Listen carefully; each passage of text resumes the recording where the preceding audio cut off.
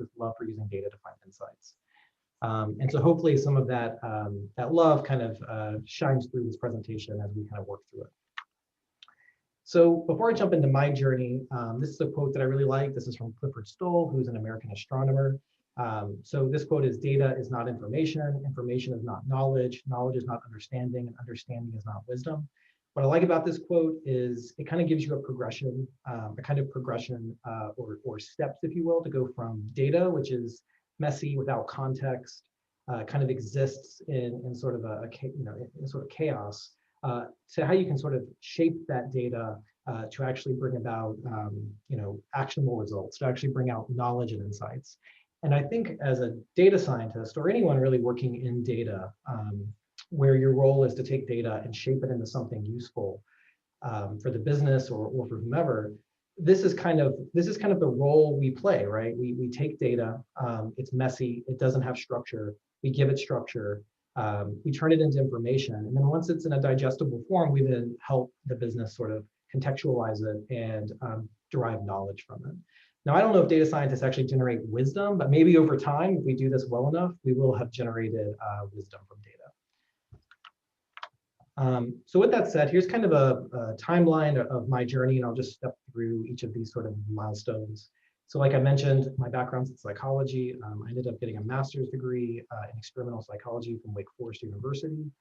And my intention had been for a long time to go get a PhD in social cognitive psychology, but I ended up deciding to take a break because I got really burnt out from the academic publishing cycle. My program and the undergraduate I came from were very big about publishing. And so I was constantly writing and publishing and presenting and writing and publishing and presenting. And what I ended up feeling like is that my work wasn't being used.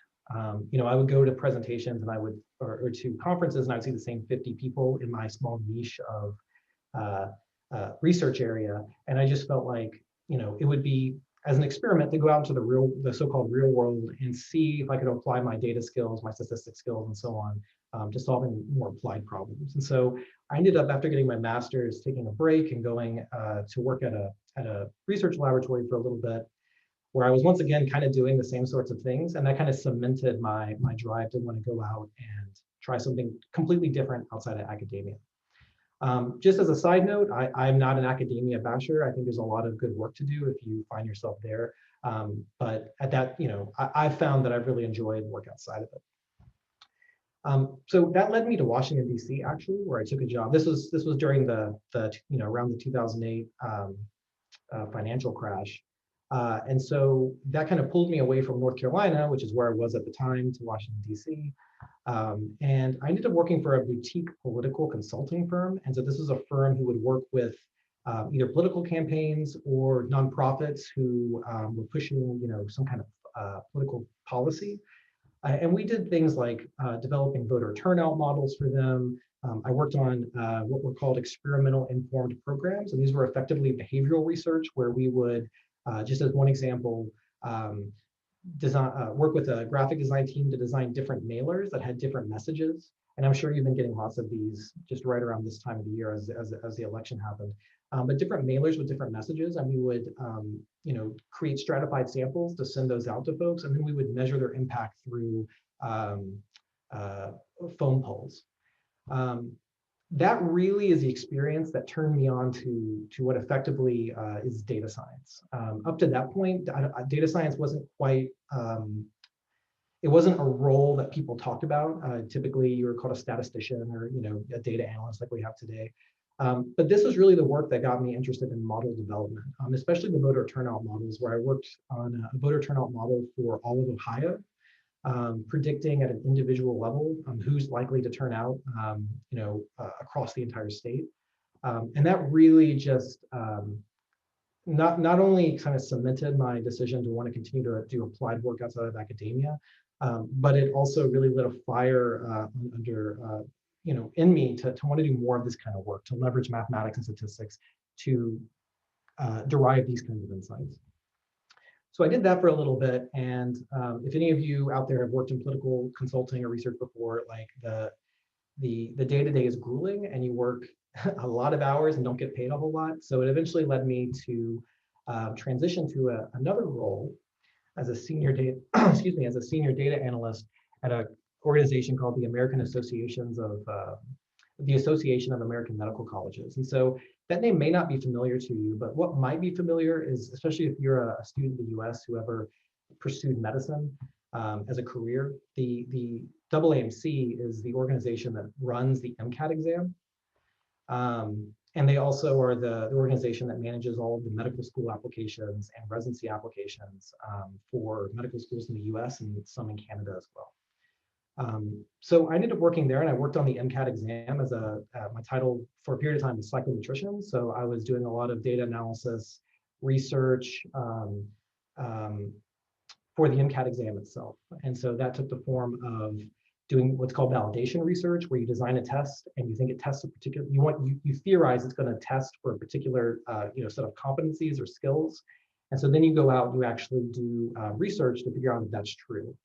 So for example, if we think the MCAT is a good measure for how well you'll do in your first year of medical school, well, what we can do is we can get a bunch of people to take the MCAT exam. We can then follow them into their medical school tenure. We can look at their grades, we can look at how well they did, and then we can correlate that back to how well they performed on the MCAT. And what you'd hope to see is that people who perform lower on the MCAT also perform less well in medical school and vice versa. So I did that for a while, and then I ended up transitioning into a role where it was a new team constructed to leverage all of the data that the AAMC had available and to basically find new ways to use it to create either tools or applications or other innovations for the AAMC's constituents, which would be medical students, residency students, medical schools themselves, and so on. And so that was really the first time where I kind of really moved into a data science position more formally. In fact, I was the first data scientist at that organization with that title.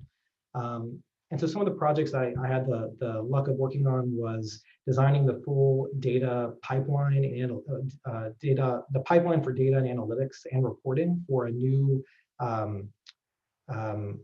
online residency application tool, as well as working on a software application as a data scientist that was meant to help folks applying to residency programs find the best program that fit their academic and extracurricular characteristics. And so in that capacity, I built a kind of a recommendation platform that would recommend residency programs to help those students target their application. And that's something I can actually show you when we kind of get to some of the projects. So I did that for quite a while. And one thing I just want to point out is that experience from 2011 to 2017 was pivotal for really kind of grounding me and giving me the confidence I needed to go from just being an individual contributor to a leader on projects. And one of the things that really cemented that was just the mentorship that I got from both my supervisors that I had there at the time, as well as the people who were around me, who I interacted with on the projects that I worked on. And that was mentorship from how to be a leader, but also mentorships from data engineers, mentorships from experienced statistician. Those mentorships really meant a lot. And so one thing I'll just throw out right now is wherever you are, try to find someone or someones who can be your mentor and who can give you kind of like what Madhav's doing, right? This whole effort here, give you the kind of guidance that only someone who's been there can give you. So from there, I jumped over. I wanted to do something a little bit different. So I jumped over to an ed tech startup called Helio Campus that's based out of Maryland. And their sort of business objective is they go out and they work with small to mid-size universities. And what they do is they kind of provide the analytics arm. They basically have services that allow them to be the analytics arms for those institutions. So if you think of something like a Harvard or Berkeley, they're large enough and they have the resources to have their own kind of division of folks who work on marketing analytics, who work on student analytics and so on. But a lot of these smaller universities, mid-size, smaller, they don't have those kinds of resources. So Helio Campus is kind of like a consultant to give them that capability. And so what I did is I actually worked specifically for the University of Maryland University College. And my role was to work with the marketing analytics team to basically look at things like how can we better optimize marketing spend. So no more specifically, how can we make certain that the money that's being spent on our marketing, whether it's Facebook ads or it's online banners or it's radio, it's TV, it's placards that are on the sides of metro buses, how can we make certain that we understand what we're getting back in terms of leads and applicants and enrollees from that marketing spend, but also how can we make sure that we have the right distribution of marketing spend to get the best bang for our buck. So that was one thing that I worked on. I also worked a lot on conversion driving efforts. So how can we take a person who might call in or email the university about with an interest or maybe learning more? How can we leverage our call centers and leverage our websites and leverage our chat programs and chat bots? How can we best leverage those to drive those folks from interested to applicants to enrollees? And then at the same time, how can we make certain that the people who were enrolled stayed enrolled? And so one good example of how we did that was we built a student retention model for the University College. And it basically identified students who we thought showed the greatest likelihood for not coming back the next semester. And that could be because of bad grades that were sliding. It could be because of other information the university collected about their workload outside of school, if they were working students. It could be about a lot of things, and it basically flagged them so that a counselor could reach out in advance to talk to them, to guide them, to give them extra attention so that they would stay in the program that they started. And that's what's good for the university and for the student, right? They don't want to spend money and they're not getting anything out of it. And the university wants them to keep spending money. So it's kind of a win-win. So I did that for a little bit. Then I jumped to a company called U Group, which is a software technology consulting firm inside of Crystal City, Virginia, which is right on the border of Washington, D.C.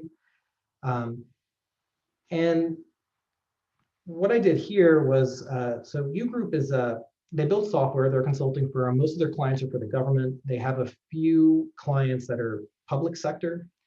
So for my role, I worked on several projects that were for government clients. Some of them included the Department of Defense, some of them included the Department of Transportation. Another one included FINRA, which is, I'm forgetting what the acronym stands for, but they're basically the folks who kind of go after and look for fraudulent transactions in financial dealings. And so I got to work in a different way that I never worked before, which was I got to be a data scientist that was embedded in with software engineers and a product owner for a specific product. And that was the first experience I ever had where rather than being part of a research team or a data science team or a data analyst team, I was actually one data scientist embedded with several software engineers and a product manager and some UX folks. And my role in these projects was to kind of provide the data science capabilities that the project demanded. And so as an example, one project that I worked on was U Group wanted to build an API that was going to be available to its government clients that brought together lots of information from many, many disparate sources about businesses. So things like not just who the business is, where they're located, but also how much capital have they raised, who are their investors, who are their owners, when have they been bought and sold by different investment companies, just a plethora of information from many different disparate data sources. And the challenge here, the data science challenge, was that all these different sources, they don't all reference the companies in the same way, they don't use the same keys, they don't talk to one another. And so the effort here was to use entity resolution to build several entity resolution models that could bring this data together in an accurate, meaningful way, so that we could essentially build a large data lake of all this information and then make it available to our government clients, and which would then reduce their need to have to jump across different places, pulling in the data on an ad hoc kind of basis.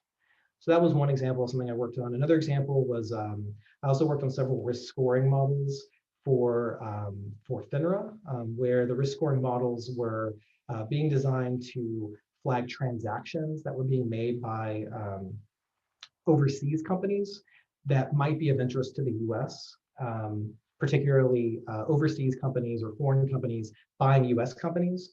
And then those US companies being maybe near a military base or near some other location of interest that might flag FINRA and maybe others in the government to want to take a look at that transaction more carefully and to take a look at what foreign entity is buying, that domestic entity. And so that's what those risk scoring models did. And they were, in all cases, they were integrated into some kind of software product, whether it was an API directly or whether it was a software product or whether it was a feature of a larger software project. So finally, that takes me, after I did that for a bit, that takes me to Verizon, which I've been at since late 2019. So I'm a lead data scientist at Verizon. What I mostly do there is I work inside of the networking, what's called the networking pod. Effectively, it's the part of the company that deals with all of Verizon's wireless and wired networks. So this is your cell phones, your Fios, TV, and internet, cell phone towers, the dispatches, and the field technicians that work out in the field doing repairs or building new towers, what have you. And so I work as a data scientist embedded in that unit of Verizon. So all of my work is focused largely on leveraging data science, machine learning, and data analytics to improve the reliability and efficiency of Verizon's networks. And so that's where I've been now. And before I kind of move on to the next part of this presentation, the one thing I do want to say is that I intentionally, as I went through my own journey, sought out lots of varied experiences intentionally. So, going from academia to political consulting to standardized testing to working in software to doing marketing, and now working on, working inside of Verizon alongside network engineers and network technicians and those kinds of folks. All that's very varied experience. I think you can leverage data science in a somewhat similar way across all of those, but it was very intentional to get all that different experience because I think seeing how things are done, for example, how data science is leveraged at political consulting, I think is very useful when you kind of move on to another place. You can kind of get an abundance of ideas from lots of different places that then you can leverage at the new places you go, later in your career. So that's kind of my timeline and now that I see it, it's kind of, as I was putting this together, I'm like, wow, man, this is like 10 years. There's a lot of stuff that happened, but this is kind of where I'm at now. And right now, as a lead data scientist, I lead projects, and where I'm at now is looking more to move into more strategy management role. So I've already talked a little bit about these, so I'm not going to perseverate on these projects. But these are just a few. You can take a look at them when Madhav shares the deck. Any of the projects that have a little white square border around them, you can actually click that icon and it'll take you to a demonstration or the actual project that I worked on. So I have just one that I'll show you really quick, just to kind of give some flavor. So this tool right here, this Resident Explorer tool, this is the tool that I worked on when I was at the Association of American Medical Colleges, where amongst other roles, my role was to build in kind of a recommendation algorithm to kind of target people to residency programs that might fit their individual academic and experiential characteristics. So this is a web application. I'm just going to log in real quick.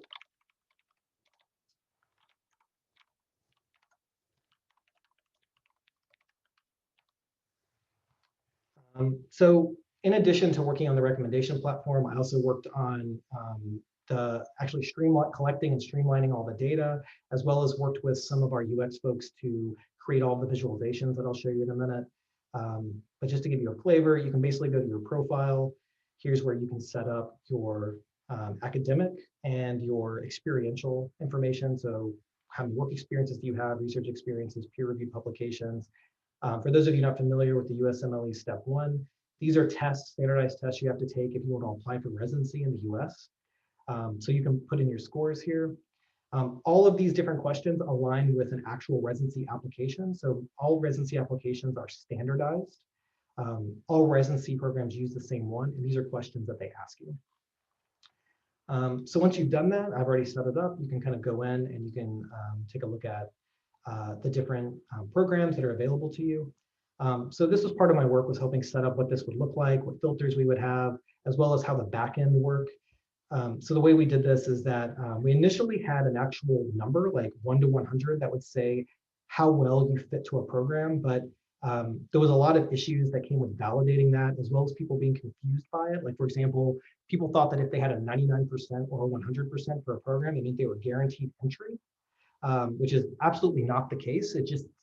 All it's really saying is that when we look at your characteristics and we compare your characteristics to applicants who entered this program in the past and who were successful, you match them very well. So it suggests that you would also be likely to be accepted if you applied.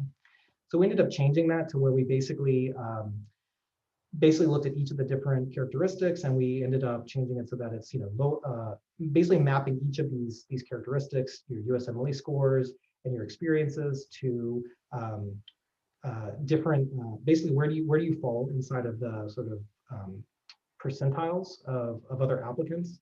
And so that can allow you to kind of quickly see for each program, using this key, where darker means you're a better match. Finding programs that immediately kind of stand out as things that might be really good for you. So given the fake things I entered in, maybe this is a really good program for me at Rutgers, right? Because I've got a lot of dark here. I can also filter on these and create custom filters so that I can just pull up the programs that are the most similar to me. If you click on any of these programs, you'll get some detailed information about them. And so my role was also to not only find and kind of bring together and make sense of all the data that the AAMC had, but then to also work with UX and others to figure out how we would visualize all this information for people. And so this is, just to give you some context, this is used every year by about 40,000 residents who are applying from in the US, as well as folks outside the US.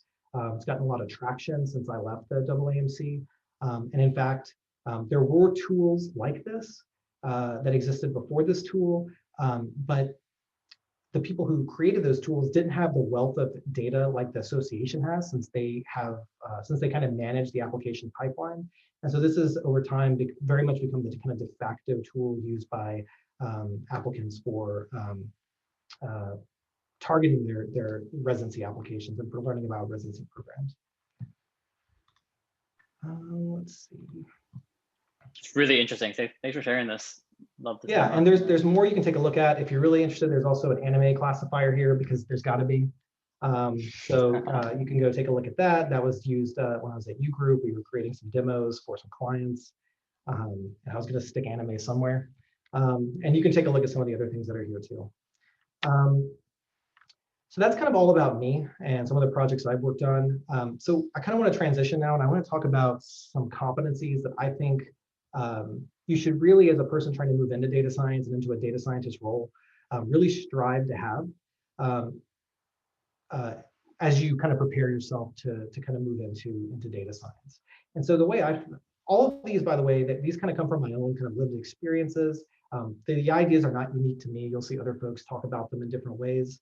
But I can definitely say that in my own experience as a person applying to data science positions, as well as a person who has been the interviewer or the person hiring for data science roles, these are some of the core things that I look at, especially for folks who are coming in as entry-level data scientists or even intermediate data scientists. And so I think of them as kind of like kind of like a Russian nesting doll, or kind of like a core that we start in the middle and kind of move out. So I'm just going to step through all four of them, and then I'll give you a way that you can actually kind of take this framework and use it when you kind of to better target your learning as you're preparing for transitioning into a data scientist career. So the first one is what I call core. And so core is it's the mastery of core data science models and techniques. And so this is what you can kind of think of as like your theory. This is your knowledge about the different models that might exist: regression, linear regression, logistic regression, tree-based models, what cross-validation is conceptually speaking, and why you would want to use it. This might also be where you fit in your mathematical understanding of different models and different techniques. But this is your core. And the thing I want to call out about the core is that for anyone who's been preparing for a data science career, there's so many different models and so many different techniques and so many different algorithms. It can be really overwhelming to kind of know where you need to focus. And so I'm just going to share with you what I look for and what I have found is looked for when I've been applying for all kinds of different roles. And again, this is focused on folks who are coming into roles at companies where you're going to be doing applied data science. So if you're trying to get a research data science role where you're not really going to be generating things for the business, you're more doing research, the core is probably going to be different for you. Additionally, if you're kind of coming into a role like a machine learning engineer, which kind of straddles the bounds between a data engineer and a data scientist, the core is also going to be different for you as well, I think. But for a data scientist working in business, here's kind of what I think you should focus on. So be really aware of just linear regression and logistic regression, know them well, know them deep. They are often thought of as like, the workhorses, and they are also thought of as kind of boring relative to some of the more modern techniques we have today. But I can tell you that as a person hiring, if like you can't get in depth with me about linear regression or logistic regression, I'm going to really have a hard time. I'm really going to have a hard time. I don't want to say believing, but I'm really going to have a hard time believing, how well you know some of the other things you might claim to know, like deep learning, convolutional neural nets, all those kinds of things, because they're such foundational bread and butter kind of things. Also know your tree-based models, your decision trees, your random forest, your XGBoost, your CatBoost. Those are used a lot in, at least in my experience in applied data science, more so than even any kind of deep learning technique. Also, understand sampling and what it means to have a representative sample of data, and how not having that can impact the models that you build and the analysis that you conduct. I can't tell you how many times a person's come and I've interviewed, and when I asked them about, when they're describing a project, and I asked them about how they went about assessing whether the data they used was representative of the thing they were trying to predict, there's so many folks who can't speak to that in any kind of conversational way. So that's a big kind of red flag to me. Also know about how to validate models and validation in general. So this is your cross-validation. This is your precision recall. This is your, different ways of assessing error, like MSE and MAE and so on. So know those cores and focus in on those cores, and know them deep. Like go deep into them and make sure you're conversational with them in a very relaxed and thoughtful way. So once you kind of have those cores, the next thing is, how do you implement those cores? How do you implement those models that you know very well, those algorithms that you know very well, those techniques that you know very well? And so this is where the next competency comes in my mind, which is what I'm calling software, but it's effectively, how do you implement the theory of your core?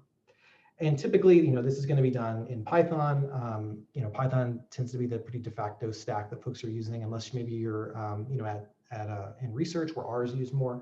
In my experience, I see Python everywhere. Even if there's an R option, most folks are using Python.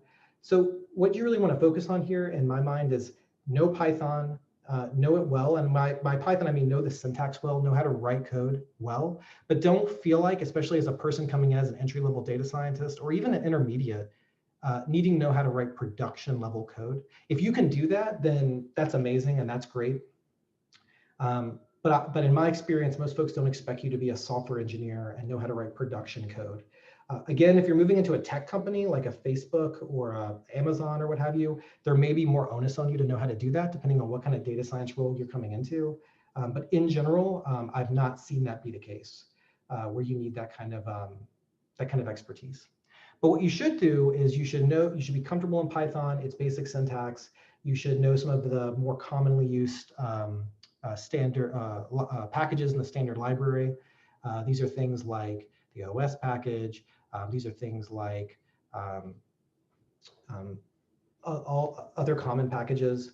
And the other thing that you should do too is be very familiar with the data science software stack. And for me, when I think of an entry-level data scientist, intermediate, what I look for is, do they know how to use, and these won't surprise you, do they know how to use, at least in an intermediate level, pandas? Do they know how to use scikit-learn? And do they know how to use at least one visualization package? My preference is Plotly, but a visualization package to allow you to create visualizations. Just as an aside, I would say if you're kind of moving into this and it's your first time interacting with the data science software stack, like I would maybe stay away from Matplotlib a little bit. My own experience has been junior data scientists kind of try to get into that. an older API. It's also a lot more complex to use. So I would say if you're trying to pick one, be familiar with it, but pick one of the ones that are at a higher level of abstraction, like a Seaborn or a Plotly or an Altair or something like that. So you should be familiar with Python and with the data science stack within Python. The other thing that you should be very familiar with and really even almost more familiar with than Python is SQL. You should know how to write SQL queries. Someone should be able to wake you up in the middle of the night and say, write a select statement, and you should be able to do it. And you should know it at an intermediate enough level to where you know how to do selects, you can do wheres, you can do group bys, but you can also use windowing functions. That's a skill that's often lacking in a lot of junior folks coming in. They don't know how to use windowing functions very well. So make sure that you know how to do that too. I think if you know Python and you know the data science stack and you know SQL, you're in pretty good shape software-wise if you're coming into data science. One thing I will say, though, is depending on where you're going and what the job calls for, another skill that is increasingly becoming more important is understanding conceptually distributed computing, and more specifically, being able to work with data analysis in a distributed way that is at scale. And so what I would recommend software-wise is to get familiar with PySpark. The last two, the role I'm in now and the role before that, we were very PySpark driven. And what I would say about PySpark is focus on PySpark SQL. That tends to be the way in which you can interact with data that's distributed at scale, and that tends to be a common language that you're or framework that in my experiences that I've seen time and time again.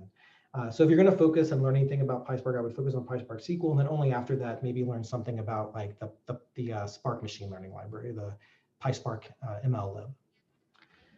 So those two things right there, those two competencies, I think a lot of people sort of focus on those as being how they prepare for data science interviews and how they prepare for entry into the world of data science. And I think a lot of people get a lot of that right. They learn that core, they learn that software, and they're proficient in both. But where I think a lot of people kind of don't put enough attention are the two competencies on the right. And so these are life cycle and these are business. And so let me kind of talk about both of them. So life cycle for me is understanding how data science solutions, whether it's training a model, whether a predictive model or building an optimization model or some other kind of technique, how that solution is deployed from end to end, right? From business problem definition to scoping the problem down to something that can actually be worked by a data scientist team, to building the solution, training the model, whatever it might be, to deploying it all the way to getting it out into a form that the user, who's ultimately who you're building it for, some user, whether it's business, whether it's a consumer, whoever it might be, getting it into a form they can interact with. So lifecycle is understanding that end-to-end process and how a data scientist can contribute to each piece of it. A lot of people, I think, get stuck on wanting to know all the different models and how all the mathematics work, which is great.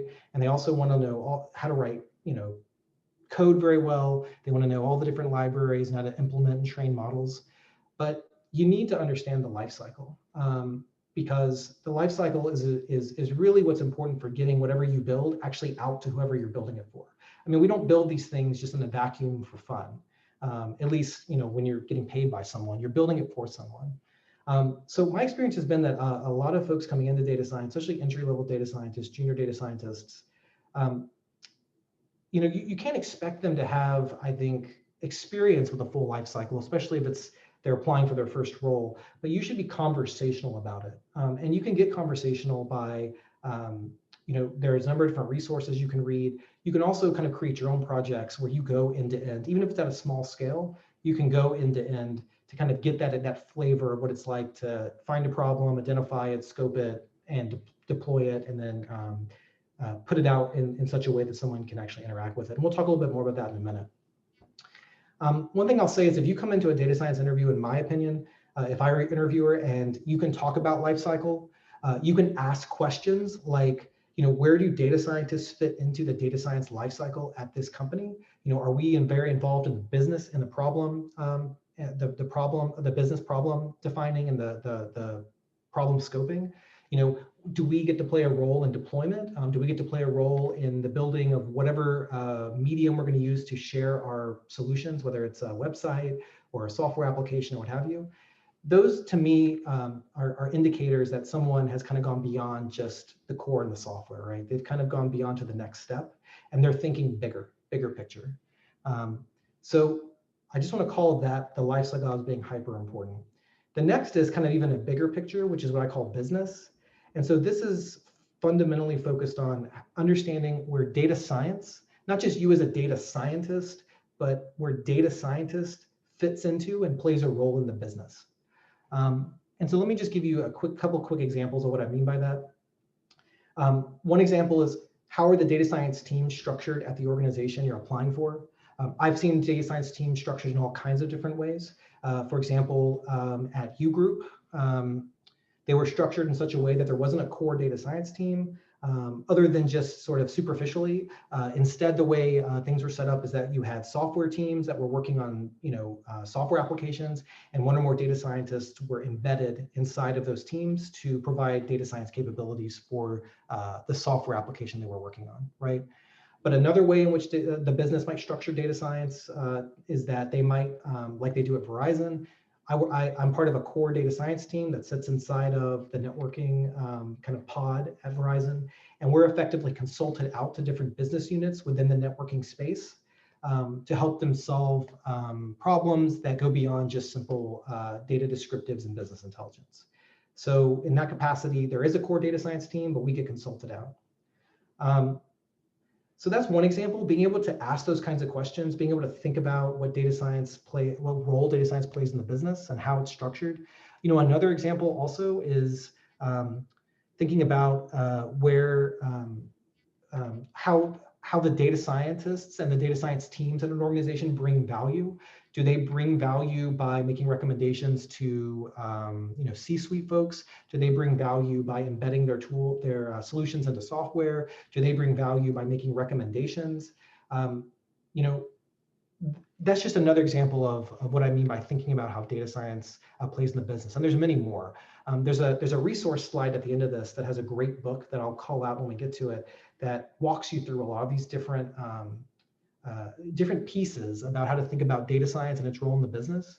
And I think even if you don't have the experience of working in a business and kind of having this hands-on experience, with how data science plays its role in a business, if you can be conversational about those topics and ask those questions, I think that really, in my mind, and as an interviewer, separates you from other applicants, other folks looking for that job who just aren't there in their thinking, right? They're just at core and software. If you can go to life cycle and business too, you're I think a much more impressive candidate.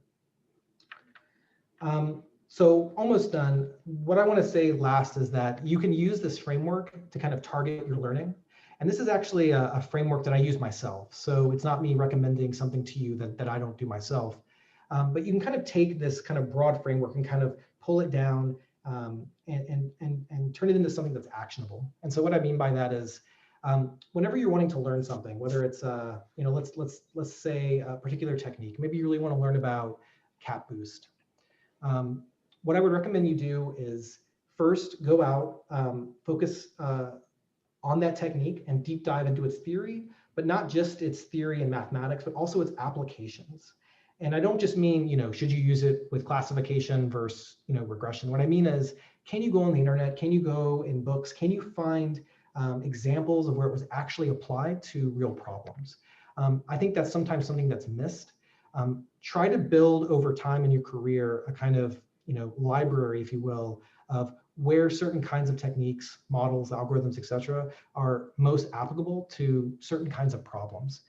Because what you'll find is, as your expertise grows, when you're presented with a problem, you can kind of flip through that library that you have, whether that's in your head or literally on your computer or somewhere else, and you can immediately pull out things that have worked in the past. So you focus on that with your core, you deep dive into its theories and applications. Then what I would recommend is you then go try to implement the thing that you're learning about. So if it's cat boost, go out, learn how to actually write the code to build a model or what have you, and experiment with it.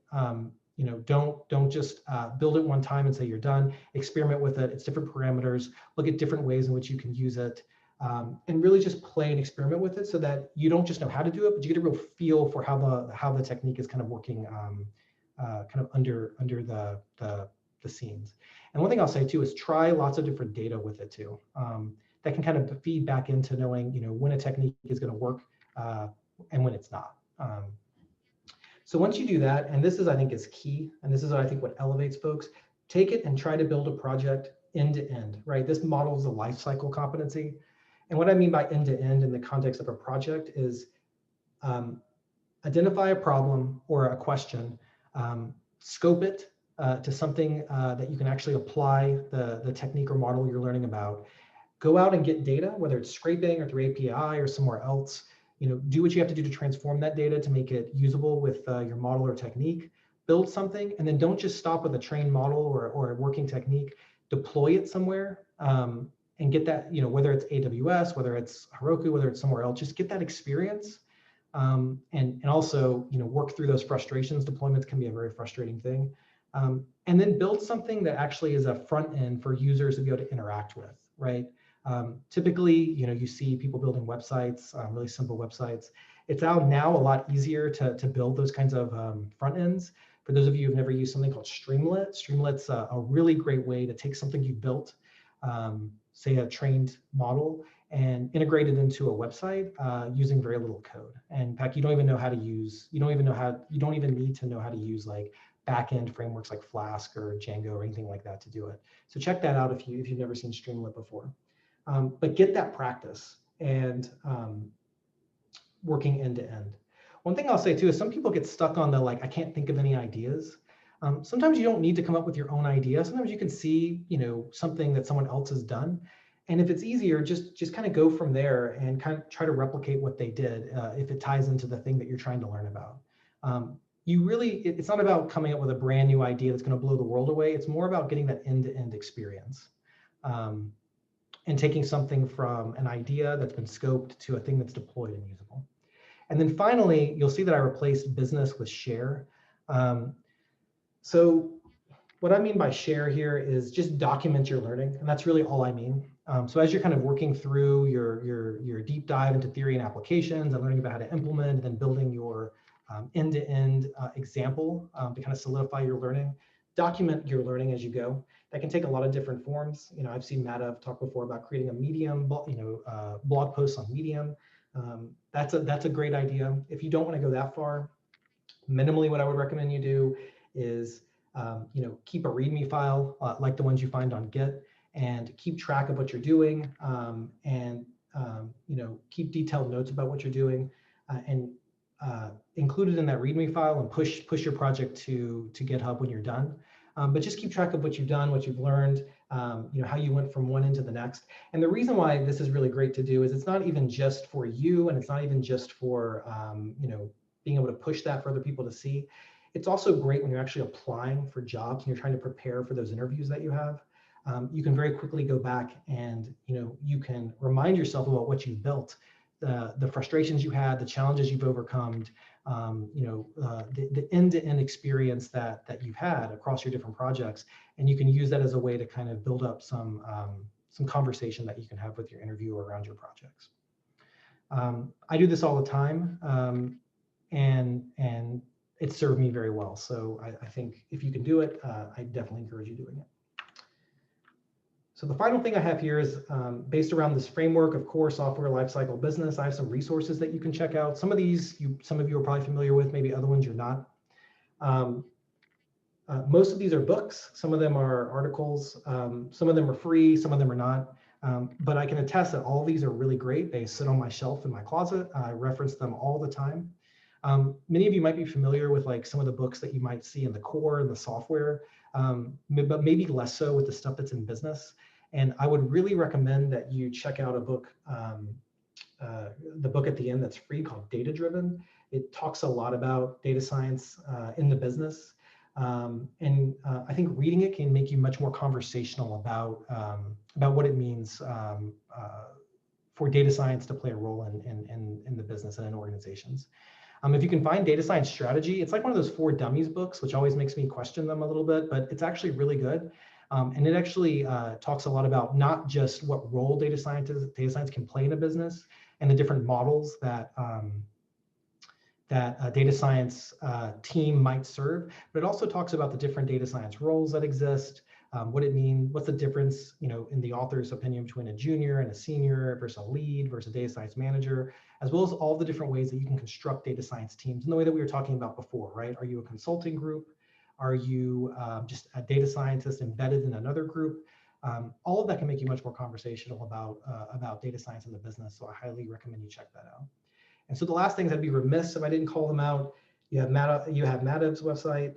He's posting, I had a chance to check it out. He's posting lots of great educational content, which is I found to be really cool. And there's also a LinkedIn group for moving into data with Madhav, which I've joined and had to check out. And there's lots of folks who are joining, sharing their stories. I think it's a great place to kind of meet and connect and interact with one another. So definitely encourage you to join as well. And that is all I've got. So feel free, this is my contact information. You can find me on LinkedIn. I have a website too. Feel free to reach out, to DM me on LinkedIn. Always happy to answer questions. And with that, I'll take questions right now. Yeah, that was fantastic. Thank you so much, Keith. I really enjoyed that presentation. For everyone on the call, I put 4 links, and I will be sharing this deck and sending it out to everyone on this call. But in the meantime, I did paste 4 links into the chat. One of them is Keith's LinkedIn, so definitely reach out to him. If you haven't already, reach out to me, and definitely join our group to help build this ecosystem. I absolutely love that kind of 4-square framework, especially the business content. I feel like it definitely doesn't get talked about enough. And you do find data scientists getting so excited with this really convoluted approach that they'll build out and doesn't actually solve the problem that was asked. It's just built an interesting algorithm that didn't really do much. So I love that, right? Sometimes simple is the best way, and sometimes logistic regression is actually the best approach to building a model. I love that. With that in mind, and just to give you guys an idea of how we'll kind of position this, and it'll be slightly different than most Q&As, I'll be kind of sharing the question that you guys have asked, and then Keith will kind of take the first pass, and if there's any kind of additional kind of perspective that I'll also do the same. But let's start going through them. We already have 19 questions, and I know you guys will come up with quite a bit more as we go through. You ready? Cool. So this is from Anonymous, and they asked, what books were the most helpful for you in your career progression? How did you land your first job? How competitive was job hunting after college? Good question. So my favorite books. So I would say my favorite, my absolute favorite kind of like, if you're thinking about that framework, my favorite core book is Elements of Statistical Learning. I just think it's a known one. It's not a surprising answer, but I think it's honestly, it's free, and I think it's just the best book that's out there, especially for folks just coming in, assuming you have at least an intermediate level familiarity and comfortableness with mathematics. But other books that I really like, again, this won't surprise anyone, but oh my God, why am I blinking on it? It's basically the introduction to like scikit-learn, TensorFlow, and another one, and I think deep learning. It's also good. It's on the resources slide, I think. I also really like that data-driven book. Again, it's free. Definitely check it out. It doesn't get enough attention. I think it deserves more attention than it gets. It'll give you a lot of insight into data science in business. So those are 3 of my favorite books. In terms of how I got my first job, not including working in a research lab, the first job I guess would be the working in political consulting as a data analyst. And I will say that I basically applied to a lot of places, and it just so happened that in that case, they were doing a lot of behavioral research, and the director of that consulting firm also came from a social science background. So he came from political science. And when he saw that I had a psychology background and I was focused on decision making, that's really, I think, what got my foot in the door. And then once he saw that I had a wealth of kind of applied statistics knowledge from experimental psychology and being able to, write code. At that point, I wasn't writing in Python. I think I was writing in like Stata, Wow, and a it's a little bit of throwback. SAS. Yeah, a little bit of As a SAS. throwback. Yeah, sorry, it ages me a little bit, I think. That's kind of what got my foot in the door. But here's what I found. If you can get that first foot in the door, that's going to do a lot for you to keep moving forward. And sometimes I think people really want to move into to a data science title immediately, but don't let that prevent you from taking roles that aren't data science. If that means taking a data analyst role, a business intelligence role, or something else that's kind of around data science. If you get a good opportunity, do that, because once you get your foot in the door and start getting data experience and real data experience, that's going to do wonders for you. Kind of getting past that like application wall where you submitting your application, you can't get someone to kind of take you up for the next step, which is the interview. And in terms of me finding work, so it was difficult, but I think a lot of the difficulty for me at that time was because it was coming off the 2008 financial crash. So there just wasn't a lot of work in general. But the political consulting thing worked out great because when I came in, they were hiring people because they needed more bodies for the 2010 gubernatorial elections that were coming up. And so they were hiring folks who could kind of help run all these different behavioral research programs. So I think it was just, it was difficult, but it was at the same time just kind of right place, right time. And to be honest, I was in North Carolina and I was applying to lots of different places, and it just so happened that I landed in DC. So to the extent that you're able to move around and be flexible, that can help you a lot too. And I think it's getting a little bit easier. I think more places are moving to remote working as well. Yep. And so I think there are opportunities that exist from that didn't exist when I was first applying. So just be open to as much as you can, and don't limit yourself to just a role with a title that says data science. Because I'll tell you, even if you get that role, one data scientist is different from another data scientist. So that's not even really sufficient to know what you would be doing anyway. So. Great answer. I think one thing I would add, I guess, given the current set of tools people are using to find applicants and also find jobs, is really, even if you're just starting out, put as much effort into your LinkedIn as possible. I think when I was transitioning, LinkedIn was kind of the go-to for recruiters, etc. And the first opportunity I got was actually through LinkedIn. I think it's almost absolutely critical to really boost up your LinkedIn as much as possible.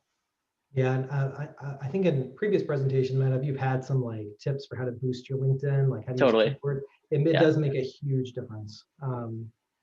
Yeah, I mean, I know like big companies like Boeing, etc. They use the same framework where they're just filtering for keywords, except they filter based on your resume. But the same methodology is applicable to what's happening in LinkedIn jobs, right? So you still have to hack your profile to kind of accommodate to what people are looking for in jobs. It's not great, but it's what they do. Yeah, it's true. Great. So let's hop into the next question. Hey everyone, this is from Rohan. I'm currently a software development engineer at Amazon in India. I want to do a master's and PhD abroad, focusing in theoretical machine learning or NLP. But I'm worried since a PhD takes too long, is it actually worth it? I came to know that PhDs in Europe take about 3 years, which is less time than it takes in the US. If you're familiar, what's your views on PhDs in Europe? Is there any other path you might suggest for someone in that type of situation? Yeah, so I don't know that I can speak to PhDs, but what I will say is when you're thinking about getting any, because I was in the same place, right? I made a decision years ago to not go pursue a PhD, but the reason was because, especially once I took a break from academia and the publication kind of treadmill, and then started working in the applied world, I just discovered a love for applied work more than research work. And so that guided my decision for whether or not I wanted to get a PhD or not. And I ultimately decided not to. So I think when you're thinking about pursuing a PhD, whether it's here or in Europe or whatever you want to do, always kind of ground it and tie it to what your actual professional goals are. I can tell you that in my own opinion, I've had a lot of success in data science without a PhD, but I also don't work in don't really have an interest in working in research groups that do machine learning and data science work. So I work very much in applied business work. So I think the decision should be based on what you want your career aspirations to be and what kind of work you want to do. The worst thing you can do, though, is go start a PhD program without grounding yourself in something that's going to come afterwards, because that quickly leads to burnout. There's my dog. Sorry. Yeah, it's a great response. And if you're just trying to go the what's it called, applied data science, I feel like the software development at Amazon and a master's degree probably will get you into the door of most tech companies I know for sure, but not research for sure. Yeah. Cool. Next from Brunjal. Hi, I'm a senior data analyst at Capital One. I'm trying to transition to a data science role. My day-to-day work consists of doing a lot of analysis on clickstream data with Python and Databricks and working with SQL. I wanted to ask, how can I enhance my statistics skills, and what else can I do to make this transition? Thanks. That's really interesting. So what I would do, you're at Capital One. There's data scientists working there. So I don't know if you've tried, have you tried maybe reaching out to some of the data scientists who are actually working at Capital One? Not so much to ask them for a job, but say, hey, can we go out to lunch? And I know it's a little bit different now with COVID, but it might be easier actually. Ask them to just have a call with you and just to kind of talk to you about what they do, kind of like what we're doing here, and kind of build a rapport with the data scientist or data science teams that are at Capital One, and make them aware that you're interested in that transition. Share with them some of the work you're doing. And then as you kind of build that rapport, you may find that, when they're hiring for new data scientists, you can kind of slip in that you're interested in those roles, and that might kind of fast track you there. I think your best bet is, assuming you want to stay at Capital One, to try to find inroads within Capital One to get your first data science position, since you already have a role at Capital One and you've already built some credibility for the work that you're doing there. Then going out somewhere else and trying to find a data science position. I think you'll find that in my opinion, I think you'll be more successful. Doesn't mean you shouldn't look outside of Capital One, but that's the approach I would take if I were you. And it reminds me of, at one point, I thought I wanted to be a front-end engineer. So I want to go, work on web applications, and I wanted to be like a Jamstack developer. So when I did that, when I was interested in that, I was exploring that. I was actually at the Association of American Medical Colleges, so I reached out to several developers that were there. We had lunch. I learned about their work, their projects. I shared some of the side projects I'd been working on. And granted, I wasn't a web developer at all. And it actually ended up with me getting an interview to interview for an entry-level position that was there. And ultimately, I decided I didn't want to pursue web development. But that's just an example of it actually potentially working. So that's what I would recommend to you. Such great advice. And Banjo, I think just another example, we've had a senior data analyst. It's a very similar situation, actually. Senior data analyst at Disney, who was also really curious, just getting data science experience. And he ended up kind of just tackling like just a portion of this data science project we're working on. But yeah, and I think our management leadership had no problems with him kind of shadowing and taking a piece of kind of a data science project. I think like that's your best bet. Cool. So from Jovenes, so where do you draw the line, or if you even do, between data science and data engineering? I feel like the bootcamp I teach at focuses too much on the modeling and not enough on data engineering. How much does an ML engineer differ from a data scientist from a data engineer?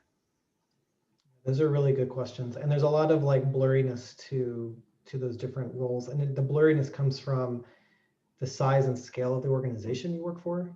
So just to give you some flavor and some context, when I worked at U Group, I was a data scientist, but I did a lot of data engineering work. And for me, what that means is I did the model, I trained models and did statistical work, but I was also responsible for sourcing all the data and for cleaning it and for building pipelines to get the data to the models. And in cases where I wasn't necessarily building, handing a model off to software engineers to embed inside of an application, like in the case of the API project, I was doing a lot of the work to actually get that model deployed. We were using AWS. So, basically using AWS Fargate and connecting a model inside of a Docker container and so on. So I was doing a lot of that pipelining work. And to me, that to me is more of a data engineer's role. But in the case of U Group, which is a relatively small consulting company, I was doing a lot of it. At Verizon, it's very different. And Madhav, I'm kind of curious to know what it's like at Disney. But at Verizon, we have data scientists like myself, and our role is to interact with the business that needs our help them scope their problems, help them get them to a place where we can actually apply data science to their problem, and then to do a lot of the statistical work, whether it's model training or it's some kind of optimization algorithm or it's something else. But we don't do any of the data pipelining.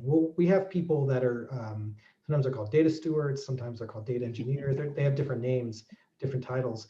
But their job is to move the data into our data lakes and to prepare the data and to get it cleaned up so that all I have to do is just interact with it, typically through like PySpark or something, to interface for training. And then once I have something built, we have data engineers who then can take it and move it to where it needs to be to actually be deployed. So I don't actually touch that stuff much anymore. I might be able to give guidance, but I'm not the one typically doing it anymore. So kind of going back to your question, I think it just depends.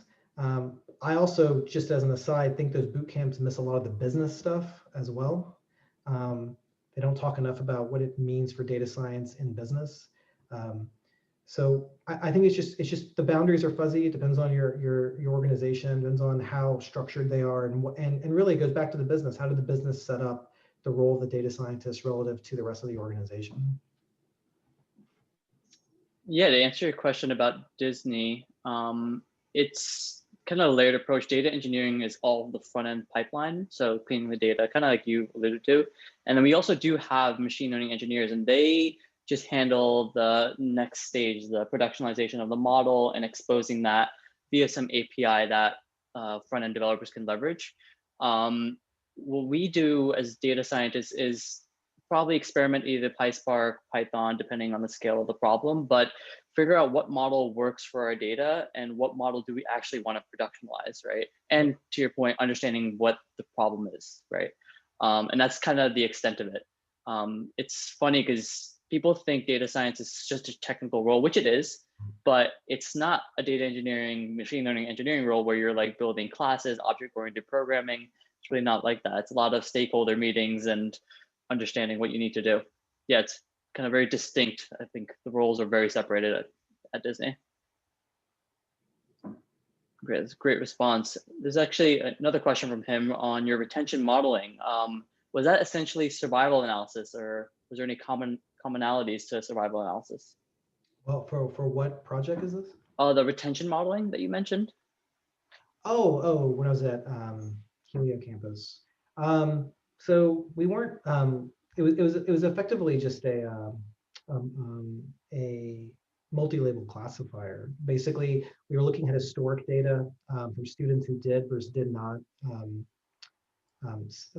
retain in the program, and looking at lots of different characteristics about those students that we knew, either things including their grades, things that our counselors knew that had known about them, other characteristics about them as well. And we were using those characteristics to make predictions about new students that weren't part of the model training, to then bucket them into a kind of a series of, you can think of them as buckets for where the buckets would be things like, not likely to retain, likely to retain, very likely to retain, etc. And then those, for every student that was in the program, the counselors for that program were given these essentially recommendations or predictions, and then asked to target the students who were in the buckets that indicated they might not retain.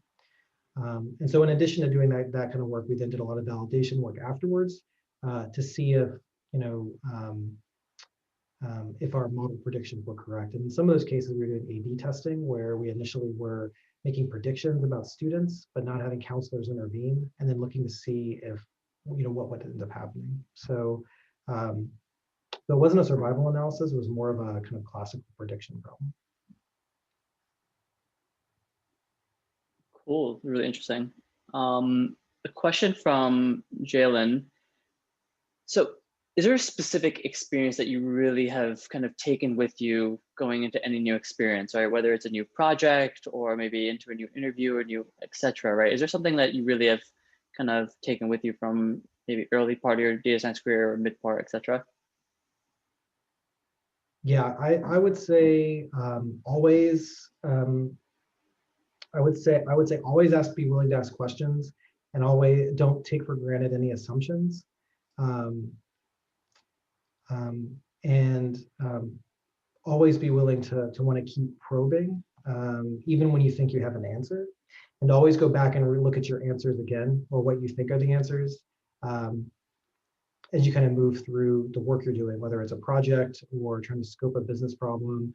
Um, uh, just basically always be willing to keep questioning yourself and others effectively. And I feel like that honestly makes you, I'm sure that makes you better in a lot of careers, but in data science, especially if you're working kind of the applied data science with business partners, I can't tell you how many times I think a project has been saved by asking again and again and again, digging at the assumptions over and over and over to fully understand the problem before we went out and built something. Sometimes that can make your business partners a little angry, but doing that I think is being comfortable doing that, knowing to do that, and knowing that even if sometimes your business partners just want you to go right out and build a thing, you're willing to kind of step back and just keep probing the problem first.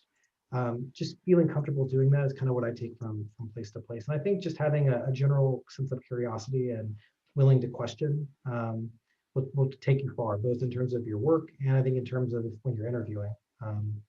So that would probably be the thing that I've taken over my career. Just being willing to question again and again and again. Also, that was a great answer. Thanks. This is from Susanna. Throughout your career, you kind of touched upon this, but throughout your career, how have you invested in your professional development aside from your grad degree? Oh yeah, that's great. So that's one thing I'll say. I think it's one of the reasons I love working in data science. And it's one of the things that's kept me here is the fact that data science is a field, all of you know this, that it's always changing. There's always new things to learn, new techniques, new models, new software packages, new programming languages. There's just always so much to keep learning. And so from my perspective, if you want to move into a data scientist role, you have to have that drive to want to be learning over and over and over again. There's a lot of different ways you can do that. For me personally, the first thing I always do is I try to take advantage of every single learning opportunity that exists that's provided by the company that I'm working for. And so the ones that I found to be really good is many organizations offer you some degree of subsidized tuition. And so right now, believe it or not, I mean, I don't need it for my career, but I'm in a master's program at Georgia Tech, just because they'll pay for a large chunk of it. And for me, it gives me a different perspective. This master's program is in applied statistics and analytics, so it's also exposing me to things I haven't seen before that I don't do. But what I want to do after this is actually go get a master's degree in computer science, just because why not? Especially if I can get it funded. But there are other ways too, right? Like certifications can sometimes be good, not so much for the certification, but for the work you have to do to learn something to get the certification. Verizon happens to be very good about paying for some of the certifications that you want to take. And so lately I've been working through I work with Amazon all the time, but I've never done the certs. So working through those certifications has been really good. The other thing too is I think another thing you can do is don't just read books about models and math and that at that level of data science. Go out and try to find case studies where people have actually built things, leveraging those tools and those models to start building, like I mentioned, that library of where things work and where things don't. You can oftentimes go online and just search for like cat moose case studies. You can find examples of where people have actually done interesting things with those techniques. So that's something I often am doing is I'm constantly trying to build a library of where things work and where things don't. The other thing I would say to do too, and I'm sure all of you who are on this call, probably do this to some degree, but try to engage with the community as much as you can. The community could be a community like this. It could be local meetup groups. It could be, the data science Reddit or data science subreddit. But just engage with your community and don't be passive about it. Be active about it. Talk to other data scientists. Talk to other folks working in data. Ask them what they do. Ask them what successes they've had. I can guarantee you that most people do enjoy sharing the things that they've worked on. And hearing what they've done, hearing what they've been successful at, and even hearing what they failed at, that's going to give you insight into the things that into approaches for your own work as well. So that's what I would say. And those are amazing pointers. Next up, Riley, from the initial data science position, did you apply with primarily your research work for school, or did you have extra side projects? Oh, that's a good question. Well, when I think back all the way to the first job, which is that political consulting job, that was kind of a weird role because it was both, a business that had clients, but the people who created it and ran it were effectively university professors. Like they were affiliated with Princeton and I think Harvard. So I didn't need as much side work beyond just like the research papers I'd published and like my thesis and things like that, because they were kind of in that space already. But once I moved away from that and I went to the association where it was much less academic in that sense, side projects did make a difference. In particular, at that time, I think I had created some, at that point, I wasn't really pursuing data science the way we think about it today, but I was doing at that time a lot of data visualization work. I was very interested in how can you take data and visualize it and share it in such a way that makes it easy for people to grasp the main points, the key takeaway points as quickly as possible. And so I've been playing around with a lot of that in my spare time. And I wasn't using Python or anything like that. I think it was using like SPSS, which is a horrible statistical program. But the point is I had those and I could talk about them. And the truth is with side projects, in my opinion, as a person who's had to present them and who's also been presented them to, I think it's when I hear people talk about their side projects, I'm less interested in the thing they actually built. I'm more interested in hearing about how they think about the thing they actually built, why they built it, what challenges they had as they were building it, and how they might leverage those challenges and those learnings for future projects. So what I would say is side projects are great. Don't perseverate on trying to build the perfect portfolio, and don't try to perseverate too much on finding like the coolest, newest, ideas that you can build a project around. Instead, just build solid projects that show that you've thought deeply about them and that you can talk conversationally about them. Even if they're projects that other people, that you may have seen in other places. I think just showing a deep level of thinking is really, I think, key when you're talking about your project. But have projects. And you brought this up before, and something I always like to recommend is that's why writing a blog post, Medium article, etc., highlighting this kind of experience of this is the obstacle I faced, this is how I overcame it, I use these methods. And even if you don't end up getting a successful model, just showcasing that kind of iterative process, I think it's just right off the bat, people realize how you think without you even have to go into an interview. I think it's just a really easy way for recruiters to understand, okay, immediately this guy knows how to think about problems. I think that's another kind of reason why it's always great to showcase your work in a Medium article or what have you. Yep, definitely agree. Great. So next from Kevin, lately there are several posts on Reddit about entry-level data science positions that ask candidates to have basically every data science skill and often X years of experience. What do you think about these requirements? What do you suggest to a newly graduated student to pursue a data science career? Yeah, so I think those are, especially for entry level, are pretty ridiculous. Like I sometimes think that the people writing those are either trying to get folks who really are maybe intermediate for like cheaper labor, or they're being written by people who actually don't know how to write an effective job ad for an entry-level data scientist.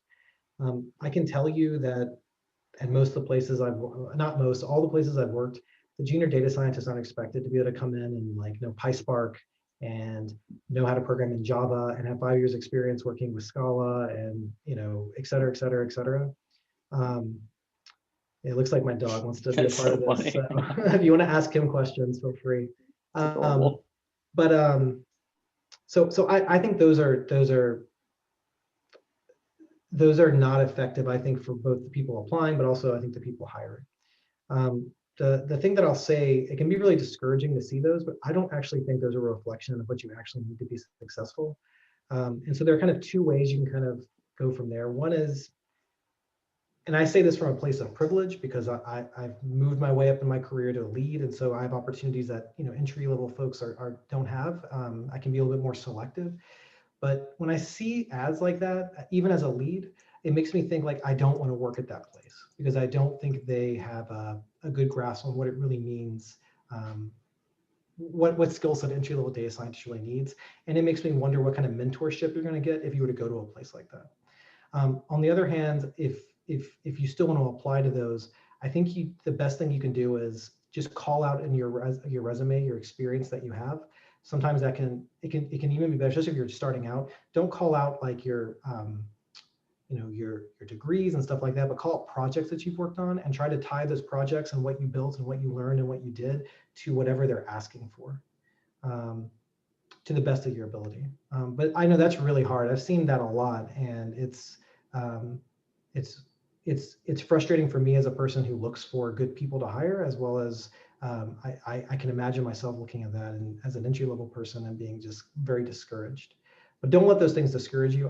Not all places are hiring with those kinds of skill sets required. I don't think you need them to be successful. Yeah, I want to echo your one point. It does often reflect a group that doesn't really know what they want in a data scientist. They just like find this template that requires a PhD and like 10 years of experience. And that's honestly a red flag, because if you end up joining a group like that, they're going to just expect data science, like they'll think data science is a magic and you're supposed to just do data science for every single problem. And I've had a friend who that was his first job, and I think I've never seen someone so miserable in my life. Yeah, you have to be really, I mean, it kind of goes back to me mentioning finding a mentor, but even beyond that, you have to be, this is where it's really important if you do get the interview, you spend a lot of time asking how data science is done at that organization, what it looks like, how they approach the problems, how data scientists get introduced with new problems to work on, where they fall in sort of the line of problem solving, because you can easily land at a company that, they think you can just AI everything and that'll solve all your problems. And what you end up with is a bad experience where you don't get a lot of good problems to work on. And you end up feeling really kind of disaffected and dissatisfied. So I think people writing those ads are just, I can't imagine an actual data scientist sat down and wrote that. Like that's kind of my takeaway. Exactly. Yeah. So I want to acknowledge one thing. It is already 7 p.m.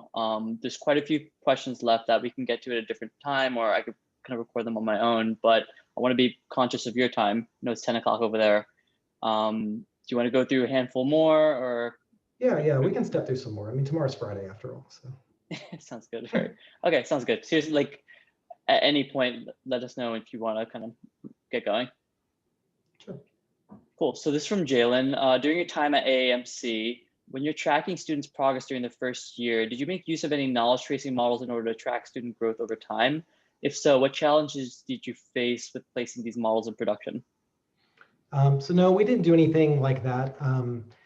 The validation studies that I mentioned really were, we have some folks take the MCAT exam, they get a score, that's the score that they know, they submit to a medical school, but by virtue of where the AAMC sits in terms of its relationship to medical schools, they also have privilege to get a lot of data about the student once they're in medical school. Not all, but a lot. And so really all we were really doing was just looking at how well they performed in their first year courses, how they performed in their clinicals. We also tracked how they did on their USMLE Step 1 exams, because they take these typically between the first and second year. So that's really what we were tracking. And really all we were doing was if I'm being honest, it was a very simple kind of correlational analysis between how you did on each of those medical school metrics and how you did on the MCAT. Now, we did some other things with it beyond that, but that was essentially what it was. And those in standardized testing are done pretty routinely. In fact, anytime you want to make a standardized test, it's best practices to do those kind of validation studies. So if you're, you're working at it for the LSAT, doing the law school exam, and you're going to claim that their exam is really good at predicting how well you'll do your first year of law school, you've got to actually bear that out with data and evidence. In terms of challenges, though, it wasn't, there were no models that we put into production in the way you might think of like a machine learning model. We had to do those validation studies for a couple of reasons. One is, of course, just to bear out our claims, but the second is for legal reasons. If a medical student ever wants to challenge that the MCAT doesn't, there's no, like there have been legal challenges where folks say, I had to take the MCAT exam, it said it was supposed to predict this thing, and it didn't. There have been legal challenges around that. Or medical schools, actually, some in French-speaking Canada have at one point tried to claim, like, why should we accept these? Why should we be pressured into accepting these scores for our applicants on the MCAT when we don't think they actually predict what they say they predict? And you have to be able to bear that out with evidence. So there's legal reasons for it. And then the third is, in terms of putting them in production, all that really meant for those was that we were reporting them out to all of our constituents and all of our medical schools, as well as publishing them in academic journals and so on, so that everyone had access to the data and to the findings. The biggest challenge wasn't actually pushing anything into production. It was actually just getting all of the data. So some of the data, like I mentioned, we had access to. Some of it we had access to, even if it was medical school data, but there was some data like the USMLE Step 1 data, which is very highly protected. And so a lot of the challenge is and always has been with that kind of work, navigating the legal boundaries to get access to data in a way that keeps the data private and secure and safe, and no one's going to sue you later for using it. So that was actually a great experience in the in another part of kind of the data world. A lot of people I don't think a lot about, which is, at least in practice, is kind of the legal component of it, right? What data can you use? What can't you use? How do you obtain it? And I got to have a lot of insight into that process, just because the AAMC, despite having a big role in academic medicine, is actually a relatively small company of about 400 people. So I hope that answers your question. Definitely. I'm just out of curiosity, I'm not even sure if you're allowed to share this, but what sort of performance metrics were you seeing when kind of building that precision recall, in terms of kind of how well it's performing? Yeah, so the best way to think about it is not to think about it from the perspective of a sort of a data scientist who builds machine learning models, because the metrics used by psychometricians and folks who work in standardized testing aren't the same. But they're familiar. But the metrics that they're mostly using are a couple of things. One is just simple Pearson correlations, right? Do you see a correlation with a large enough magnitude that is accepted by the standardized testing community as being evidence of the test predicting what it says it tests? But then also, they can take that a step farther and build regressions where they take a lot of different things that, say, for example, factor into a medical school application. And whether you're accepted or not, like your GPA, what school you went to, your MCAT exam as well. And then they can look and see how those different components correlate with acceptance, but also how well those different components correlate with you meeting a certain threshold of performance in your first year. So the question might be, how much of a contribution does an MCAT score play in predicting how well you do in a first year relative to your GPA, or relative to what undergraduate school you went to, or relative to other factors that might play a role? So all of that's kind of, it's funny. It's like a lot of things. Like standardized testing is kind of governed by the world of psychometrics, and psychometrics is a small community of people who completely focus on building tests that assess things you can't see in real life, right? Like intelligence or first year performance in medical school. And so they have all of these different criteria that need to be met for your tests to be considered valid, and also to pass legal challenge. Cool. Yeah, thanks for sharing that. That's really interesting.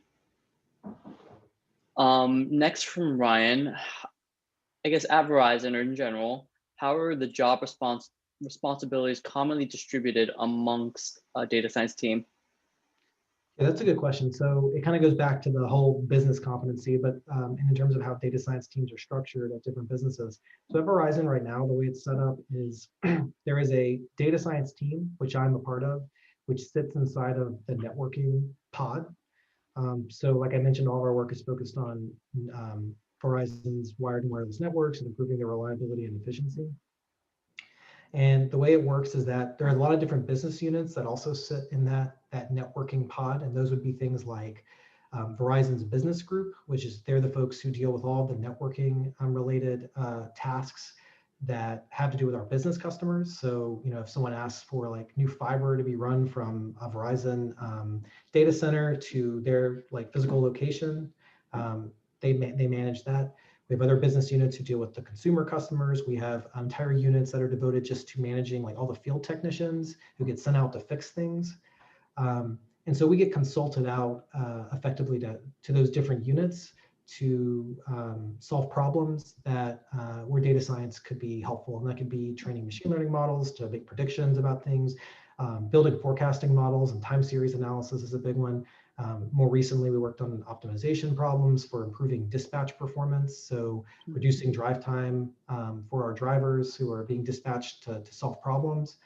A really interesting one is training some computer vision models so that when technicians go out to neighborhoods and fix those boxes that sit in residential neighborhoods that connect all the different homes into the Verizon network, it's very common for the field technicians to fix the problem that they were sent to fix, but then create a problem because those boxes are so complex. They have so many different inputs and outputs. So what ends up happening is they get dispatched back out, and that costs Verizon money, and Verizon doesn't like to spend money it shouldn't have to spend. So, a really interesting project was a computer vision model that we trained where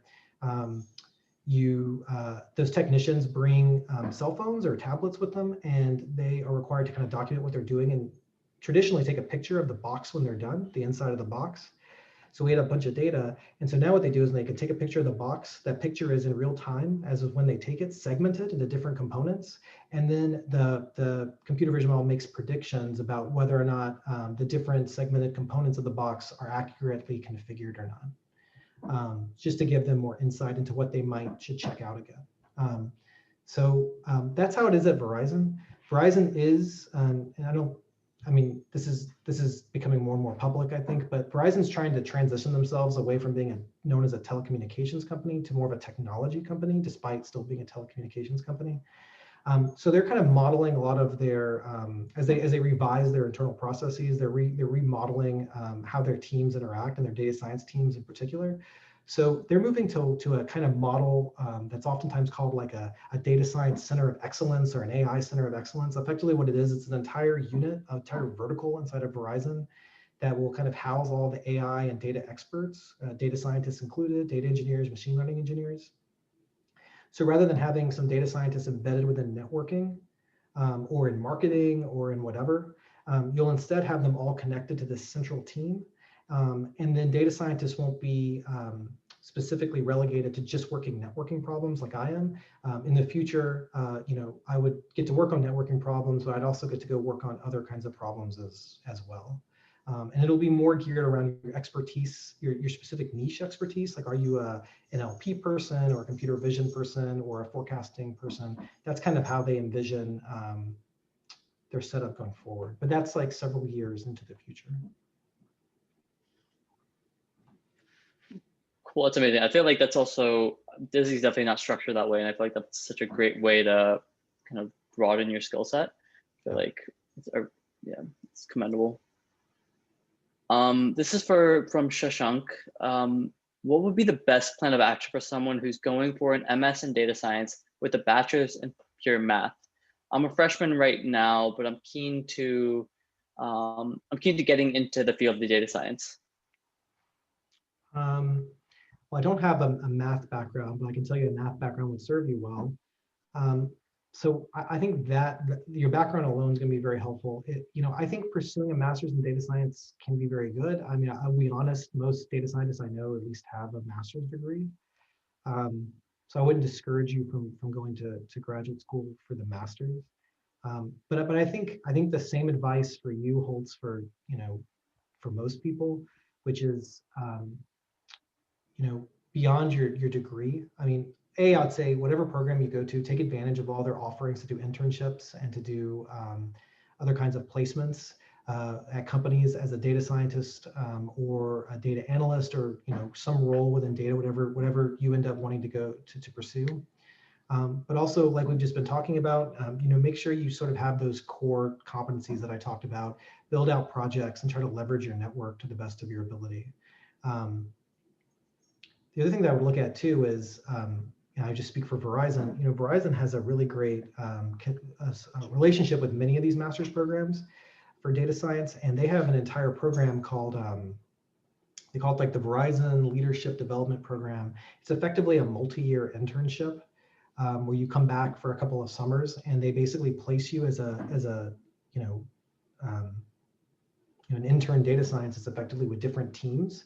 So we have those data scientists sometimes sit on our team. They're effectively college students. Sometimes they're undergraduate, sometimes they're graduate, and they're just getting moved around from networking to marketing to different places to get experiences. So make sure that, either in your undergrad or in your grad school, try to leverage all of those because a lot of those kinds of experience, I think, turn into jobs afterwards.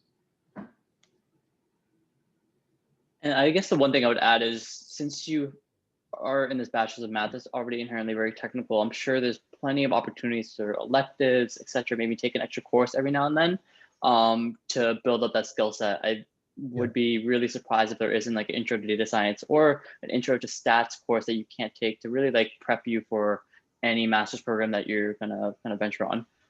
Definitely, if you know this is exactly what you want to do, take some time during your undergrad to kind of beef up those skills.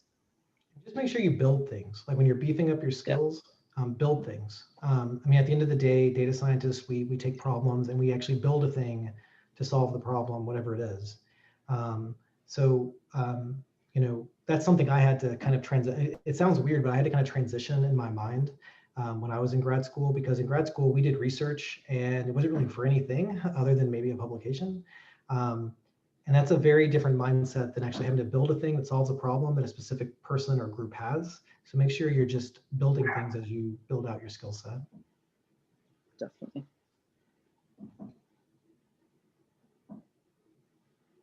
Let's see. Oh, this is a good question. So this is for Nehemia. Sorry for butchering anyone's name. Is an entry-level data science role the equivalent to, say, a mid-level to senior-level data analyst? I'm looking to career change into data science. Is it more realistic to start off somewhere as a data analyst versus applying and seeking junior data science roles? And that's a really good question. I think my own personal experience and sort of opinion is that I think over time, I think there used to be junior data scientist roles in the way we might think about them. But I think over time, data science roles have become a little bit more, I guess, later down the professional sort of data career path, if you will. Doesn't mean they don't exist. So you can find them, and if you find them, certainly apply to them. But like I said before, don't get so focused on finding a data science role with that title, especially if it's your first foray into the business world. Because there's a lot of good opportunities that may not necessarily have that title of data science, but it's going to give you a great experience and great opportunity and the potential to transition into potentially transition into a data science role.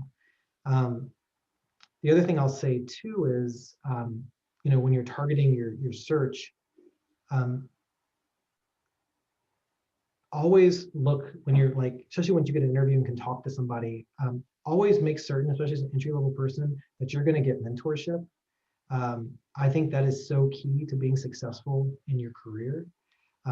If I had to choose, if I had to go back in time and choose between two roles coming out of college, a data science role where I didn't think I was going to get that level of mentorship.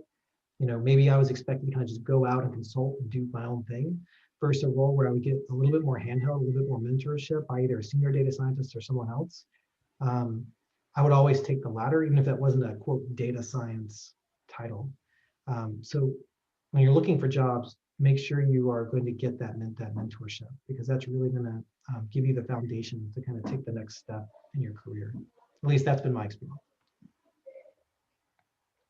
So all great points. And I think this is going to be the last kind of question for tonight.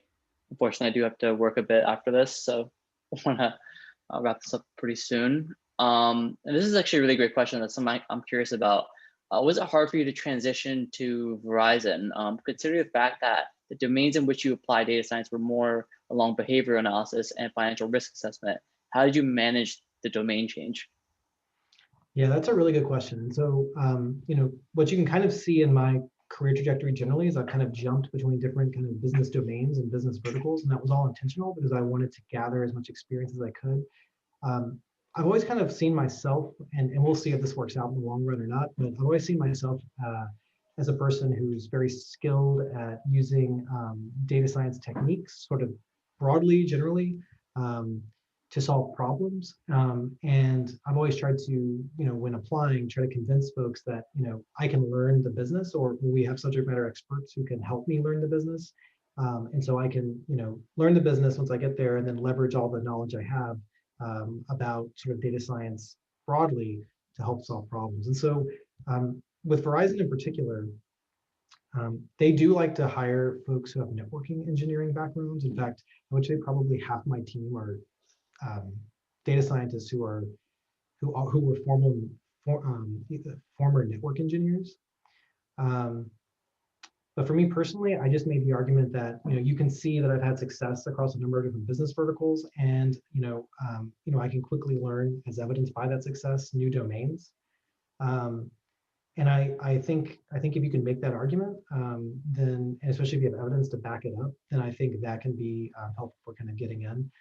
The other thing too that really sold, I think, and actually I shouldn't even say I think, this is what my manager has told me, is that really got me into a position, is being able to talk about the business. She said that was a key reason why they pushed me forward, was because during my interview, I asked lots of questions about how are data scientists, where do they sit in the hierarchy of things? How do we get projects? How do we interact with the business, our business units and our constituents? What's our role in deployment versus, or not, or do we have a role? All those kinds of business questions. What does data strategy look like at Verizon? Those are all things that immediately made them think, oh, this is a person who's thinking at a much more higher level about how to get work done. And at the end of the day, you need to be able to show people you can just do work and you have a mindset of getting work done. And I think that can go a long way to getting you into a place where you might not necessarily have like that, business or domain expertise for the particular kinds of problems that you're going to work with. My boss also happens to really like Apex Legends, so that probably helped a little bit too. That's hilarious. I have a follow-up because I think that's such an interesting topic, and getting up to speed of understanding the nuances of a specific type of data set in a specific domain is a daunting task, especially if you're transitioning to industry. That's why a lot of data scientists stick to one industry, because it's just easy to get comfortable with a certain type of data. What kind of things did you do when you transitioned to a new industry to get up to speed quickly, so that you can start making an impact and making business decisions like as soon as possible? Yeah, that's a really great question. So for me, what I like to do in my first week or first month, just depends on who I can get. I go find people who are going to be sort of, I don't want to call them subject matter experts, but they are. Basically people, they can be in business units, they can be people on my own team. I seek out people that have that expertise with the data. They don't even necessarily have to be network engineers. Like there's a data scientist I work with who's not a network engineer, but is very familiar with all the data sets. Even though he doesn't come from a network engineering background, he can talk about all the data. You find those people, that should be your first thing you should do. Like there's this joke that says, or not joke, there's this saying that says, you come into a new job, make friends with the executive assistant, because they're going to be the person who has all the connections. And you can leverage that to make your own work easier. Well, it's the same thing here. Go find people that can be kind of mentors for the data, that know the data, that can talk to you about the data. One thing I like to do is find those people, set up lunches with them or set up meetings with them. And the whole purpose of the meeting is get to know them, but also to start learning about what they do and the data they work with. And just to start creating a relationship so that it's not weird for me to just ping them, when I'm working on projects and say, hey, I've got a question, right? So finding those people, building those relationships and being willing to kind of just interact with them is often the way that I go about kind of learning either a new domain or learning about a specific data set. And I found that it works pretty well. Great. Yeah, so interesting. I feel like it's not talked about quite a bit, but it's such an important part of just starting in the data science career. I think the thing is, like, there's just a lot of soft skills that you don't learn in boot camps or in graduate school, and this is for all jobs. I think data science in particular, especially if you work as an applied one where you're interacting with the business, building those relationships with your business partners and with the people you do work for and with the people around you, and proactively doing that. Don't wait till a project has started. Go start talking to the people around you that you may or may not end up working with in the future, either as a partner or as a person delivering a solution for. Go ahead and start building those relationships immediately. No, I've never had a situation where I've proactively reached out to someone and said, hey, I'm new, or I haven't been here very long. Can we get lunch? I'd really like to learn what you work on, and just kind of ask you some questions about your day-to-day and the things that you've learned and the things that you know. Never have I had someone turn me down. So that's what I would encourage you to do. Another fantastic point, especially the idea of so much of the job is soft skills, because I've had weeks where I think 90% of the week was just talking to stakeholders, getting stakeholder buy-in, building requirements, explaining what the model is doing, etc. Right? And we've had to, like, this guy on paper was probably one of the smartest people I've probably encountered, right? Like, just so exceptional with his pedigree versus his applied project, etc. But is like ineptitude in terms of like explaining a simple concept to someone who is quote unquote a layman showed that like he would just not thrive. And like I set him aside after, I was like, look, I think you need to be in a research role. Like, this is just not for you.